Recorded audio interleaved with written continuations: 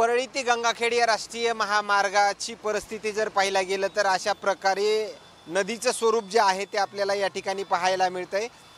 3 ते 4 वर्षापासून परळी ते गंगाखेड हा राष्ट्रीय महामार्ग चालू आहे, मात्र बऱ्याच ठिकाणी नदीचं स्वरूप जे आहे ते आपल्याला पाहायला मिळतंय। त्यामुळं नागरिकांची मोठे बेहाल जे आहेत ते होतानाचं चित्र जे आहे ते पाहायला मिळतंय। त्यामुळं परळी ते गंगाखेड या राष्ट्रीय महामार्गाचं काम नेमकं कधी होईल हे पाहणं तेवढंच महत्त्वाचं ठरणार आहे। मात्र काही अंतरावर जर पाहिला गेलं तर पुलाचं काम चालू आहे, मात्र पुलाच्या बाजूनं जे आहे ते अशा पद्धतीचं या ठिकाणी आपल्याला मोठ्या प्रमाणामध्ये पाणी पाहायला मिळतंय। मात्र जी सरस्वती नदी जी आहे ते परळीमधून येणारी तिचंच पाणी जे आहे ते कॉर्नरपासून हे पाणी ओव्हरफ्लो होऊन या ठिकाणी येतंय असं या ठिकाणच्या नागरिकांचं म्हणणं आहे। त्यामुळं यावर काही प्रशासन पर्याय म्हणून काही तरतूद यामध्ये करेल का हे देखील पाहणं तेवढंच महत्त्वाचं ठरणार आहे।